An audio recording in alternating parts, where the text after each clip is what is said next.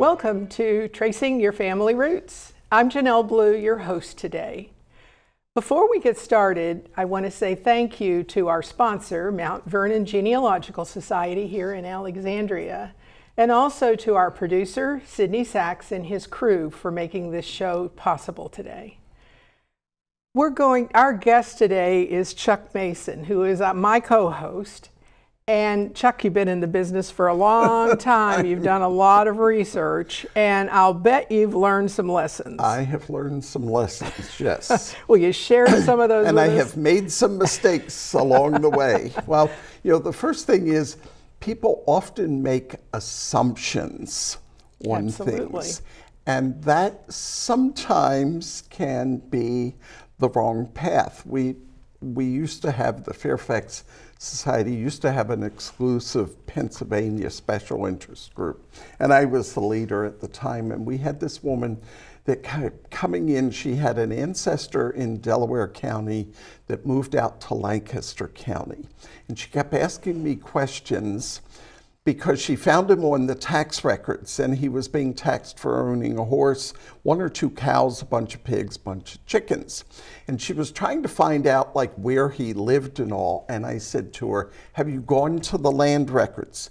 No, I don't think he bought land till he got out to Lancaster County. Well, we went round and round. At one point, I even went to the Family History Center, looked up the number of the film that she needed to order, because back then you had to do everything at the Family History Center. Got her that, and she still wouldn't do it. And finally, one day, she hit me at the wrong time.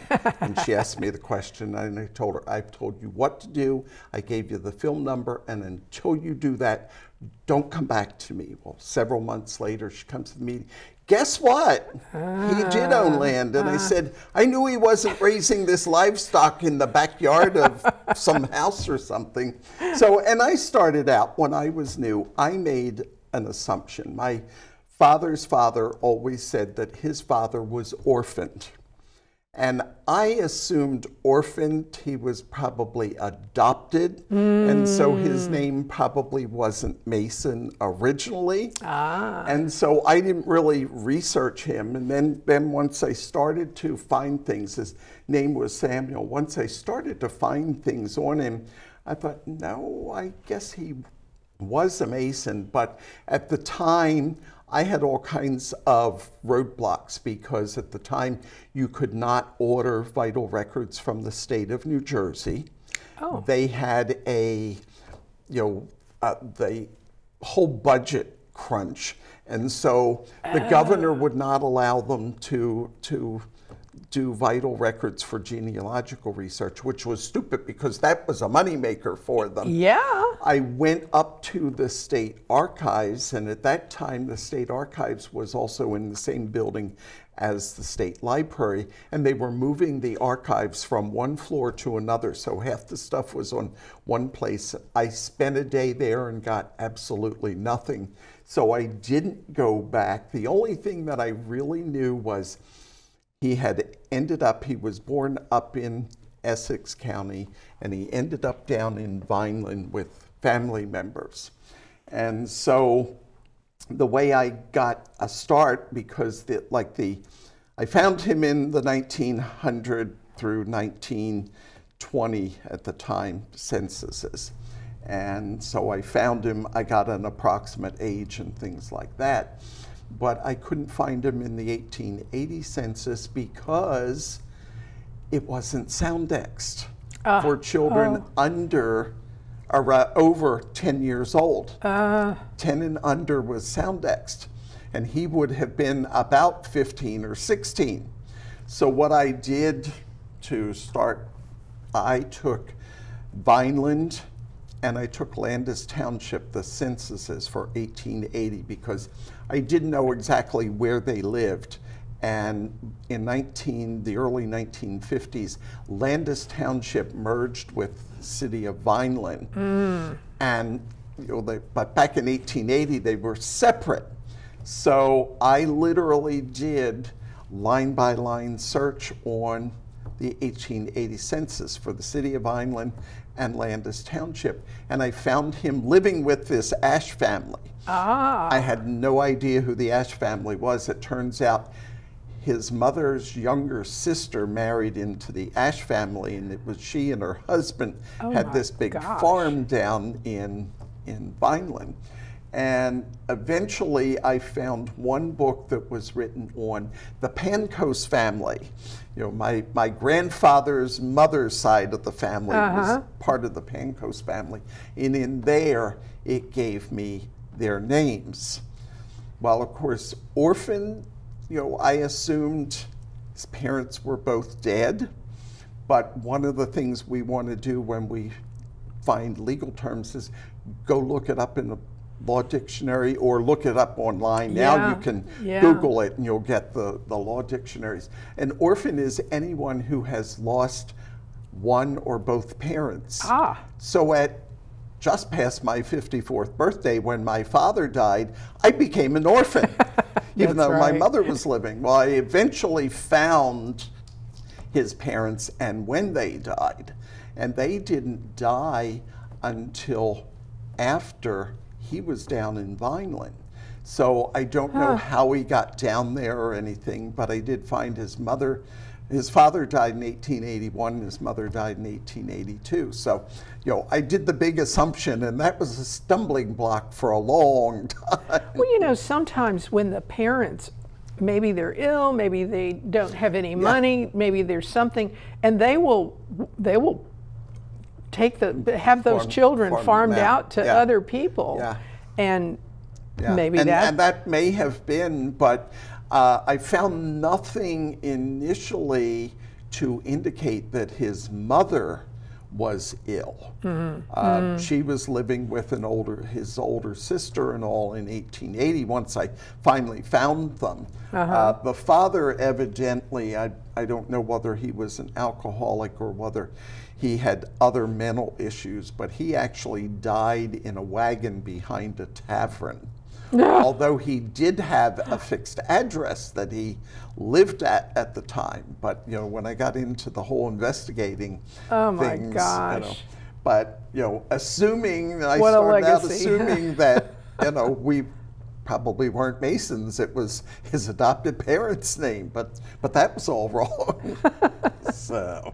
So another thing that I find people will do is they will search for records that were either never created or weren't created at the time. You know, for example, I used to lead a trip to Harrisburg for a group, and one time I had this man sign up. He was all excited, and he said, "I can't wait to go to Harrisburg because I need birth and death," I think it was just birth and death certificates anyhow for family members. Well, Pennsylvania birth and death records and marriage records don't start until 1906. Now there are colonial records for marriages. If they lived in a large city like Pittsburgh or Philadelphia, they go back into mid-1800s. But what he was needing, I thought, he's probably not going to find it. And I said to him, "What time frame are we talking about?" "The 1700s. And I said, "They didn't exist back then." And he was all upset because, what am I going to do? I said, church records may be a possibility, but, you know, he didn't look into what is there in Pennsylvania. He just made that assumption that you know that you have. I mean, I'm very lucky in that half of my family, my father's side is New Jersey and my mother's side is basically Philadelphia. New Jersey has the second oldest continual vital record, starting in 1848 in the United States. Those are civil records? Yes. Wow, yes. They were really... May the 1st, 1848, they begin. Now, are they complete? No. No. You know, I often find cases where the male children's births get registered, but the females don't. Aww. Or they don't get registered at all. In the case of my father's mother and all of her siblings, I can find no birth records for them. And it's early enough that I can go look at the films of the records, and there's Did they live in nothing the there. country? No, they lived in the city. They lived in Hoboken. So, so it's No, not so like it wasn't like they were out in the country and they couldn't get into the courthouse or things like that. So you want to make sure before you start researching, look into what is available, what was kept too. Sometimes things started, but they may have been lost along the way. One of the things that I did early on to educate myself, I took the National Genealogical Society's home study course. And one of the things I had to do was trace a land deed. And so because I was not going to be going up to New Jersey for a while, I just decided to use Fairfax County. Well, I started tracing the deed back, and it referenced a deed book, and I needed that deed book, and I couldn't find it. Finally, I went to the person that was in charge of the archives, and she said, "That's one of our 3 or 4 books that grew feet and walked out of the archives at some point." And so I had to start over with a whole new one. So knowing, if I had known that to start off, I would have probably picked a different family. And just as a side note, when you go to an archive, the first thing to do is to find somebody working there, one of the archivists or what, and talk to them about what they have and what they don't have. Even before that, go to the website and see what's there. But then, yes, go and talk to them, because they can't put everything in the website. Sometimes it's hard. What I will do if it's a new place and I'm not sure. Used to be I'd write a letter, but now I'll send an email. Because most places have email. Of course. I'll say, okay, I'm looking for this. Do you have it, or does it exist somewhere else? Sometimes things are not kept in one place. Right. For example, divorce records are in 3 different locations in the state of New Jersey. Really? Yeah, depending on if it's 5 years old or. So, for example, divorce records are in 3 different places in the state of New Jersey. If the divorce took place in the last 5 years, it's in the county courthouse. Okay. If it took place, and they don't send everything exactly on the anniversary of it being 5 years. Yeah. But if it took place earlier than 5 years, then it's in the Superior Court archives. Oh, geez. But if it is early divorce records, like in the 1800s or the 1700s, it's in the state archives. So you have to know where things are. And I also found that there are some wills that are in the Superior Court archives rather than the state archives or the courthouse itself. So knowing where the records are is very important. And if it was in the Superior Court, could that be because there was some contest, or there was some reason why they took it to the court, higher court? For this period, they moved them, and currently they moved them to the Superior Court archives. Yeah, there wasn't anybody. A reason that was elevated or anything? They weren't doing anything. It's just the repository where they're housed. Okay. Has nothing to do with the court or. I see. Oh my gosh, that's confusing, isn't it? So, and another thing that people do is they will restrict the records that they search. They'll look at a certain group of records, that's their comfort zone, and they may or may not find the information there. And then they kind of stop and they don't look at what other places can I possibly find what I am looking for. So you don't want to restrict your search. I always say, if there is even the remote possibility that you might find the answer in a record, look at it.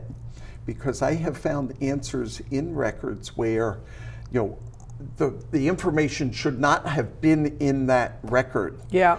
But the way the was. question was answered for something, the information is there. Now I say, don't look at ridiculous things that there's not a chance. But if there's a chance, so like as a classic example, when people are trying to find the country or the place in the country of origin where an ancestor came from, I always say make sure you look at the censuses, because Right. although the answer to the question was supposed to be strictly the country, you sometimes they- get down a to gift. even the town. Yeah. You're ecstatic if you get a county, but some places you may get the actual town where they were. So, you always look at those things and don't discount them. And look at all of the senses. Yes. Because they aren't going to always Yes. give you the same thing. Yes. And one of them might just Yes. give you the gift you've been looking for. And you have to play with the information too, because,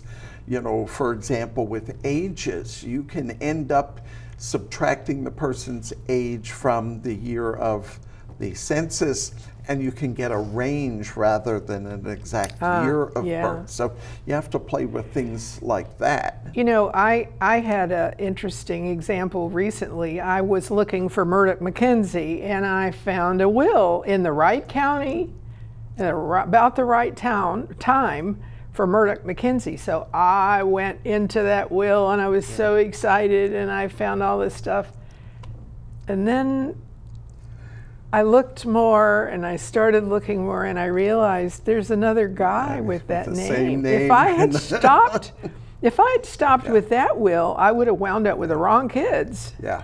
and other things. So You really have to make sure that you thoroughly look at things to make sure, especially with two people with the same name. and I made the assumption that there was only one Murdoch Mackenzie. I mean, how many Murdoch Mackenzies would there be in one little county? I have with my Pancoast line, my third great grandfather was Ambrose Pancoast, never used senior. He That had rhymes. a grandson, and a great grandson that all were named Ambrose. And they all used Junior after Yes, their names. I've So seen I that. always had to play with the records to make sure I put the right record with the right person. So another thing I find people will form is they'll form a theory of what happened. And a lot of our research is based on that, based on the little tidbits we have, and we form a theory, and then we go after trying to prove that theory. But if it doesn't prove out, they don't consider anything else. They'll just kind of stop there and won't take and bother. Or if they hear it in a family story, they just accept that. it, yeah. And then Yeah, and of course, as I've talked, and we've talked about my grandmother and her lying about everything, with my grandmother, I always knew if it came from her, Well, you need to thoroughly search it. we have a written family story about the immigration of this family, and it says that the son was a stowaway. Well, he can't be a stowaway because he was showing up on the manifest. So right there in one document, there's a contradiction. Yeah.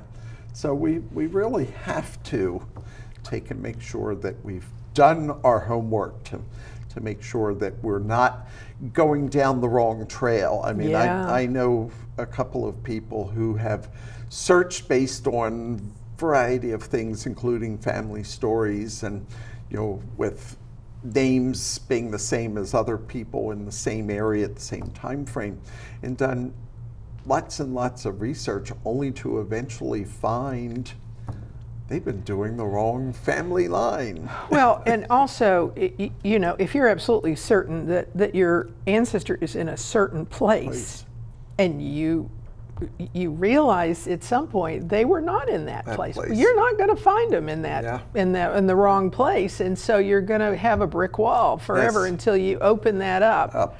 Yeah. And of course, then you need to talk about how boundaries changed and that sort of thing. That's another thing I always use in examples talking about land records and all. Ambrose Pancoast, my third great-grandfather, bought land in Gloucester County in 1826. Gloucester County at that time ran from the Delaware to the Atlantic Ocean. In 1837, they split the county in half, and the eastern portion became Atlantic County. Where was their land? About 5 miles inside that border of Atlantic County. So when I'm looking at deeds, I have to switch to Atlantic County after 1837. Otherwise, I'm not going to find things. That's right. So. And there's one other thing we were talking about, the dates when there were civil requirements. And so if you're researching one family and you find that requirement, that they started having death certificates in 1903, don't assume that that's the same for all the counties. I mean the states. No. Because you just said New Jersey started in the 1800s, North Carolina's 1913, Texas is 1903. Of the original, and I do this in my vital records lecture, so I don't remember exactly, of the original 13 colonies, there are either 6 that started vital records, birth, death, and marriage, continually before 1900, and 7 after, or vice versa. Maybe 7 that started before and 6 after. So, of the original 13 colonies, you would think that vital records would have gone back further, with the exception of marriages. They always kept track of marriages. Isn't that interesting? But deaths and births, they didn't. Well, death records started because they could have cared less about the people dying. They were trying to look at, do we have epidemics of diseases that here? was the motivator. That was the motivator for early death records. So another thing that people do is they excuse or ignore evidence that conflicts in the records that they find. You can't just excuse it, you can't just ignore it, because it's going to come back and bite you. You're going to find something. As an example, that person in Pennsylvania where, she just assumed, and so she ignored the things that, really pointed toward, this man has got to have a piece of land. Now, I did say to her, qualifying, he may be renting a piece of land, and you might not find, but the thing you want to make sure you go after is the land records. Then if you find that he didn't own land in Delaware County, you can kind of assume he probably, rented a piece of property. But I knew he wasn't living in the city, and of course from the census records, you couldn't tell where he was living. And to do the land records is not always easy. I mean, you're not going to just go on to Ancestry and find a land record. So you've got to do that digging, but it's well worth it. Yeah. And so, I knew he wasn't living in a city with having all this livestock. Yeah, right. Another thing that people do is they work from the current generation trying to connect back. And I'm sorry, I misstated, from an earlier generation trying to connect forward. That's really hard. And you really can't do that. You really can't. Not very well. It just does not work out. You have to follow back, because the more recent records are going to give you things like parents and things like that you can work back. And that's really the only way that you can validate that you're going in the right direction. Yes. So. And one of my last things is what we've touched on is the surname's the same, so it's got to be my family. Oh. I have only found my Pancoast line if up at least until the 1950s, I find the name Pancoast in southern New Jersey. And that's an unusual It's part name, isn't of, it? Yes. So that's a reason why people Originally, assume. it was Parkhurst in England. But, you know, it's one of those things that I can find. It's sometimes taken me a little bit of research to prove, but every case where I've found a Pancoast family, I've been able to connect them back to the original immigrant and his two sons.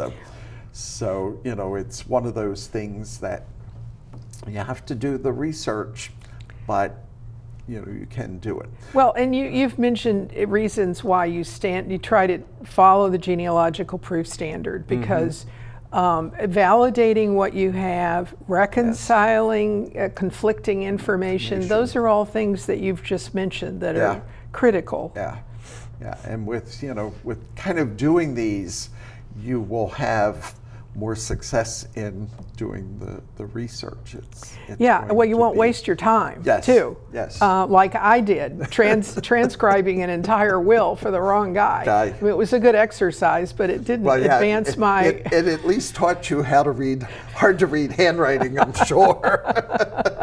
And actually, it'll come in handy because now when I go to compare my guy against that guy, you know, it gives me a lot of good information that I can say it's not the same guy. Yeah, I had a case where I was researching a family, and the man had a cousin of the same name. They were both named Jacob.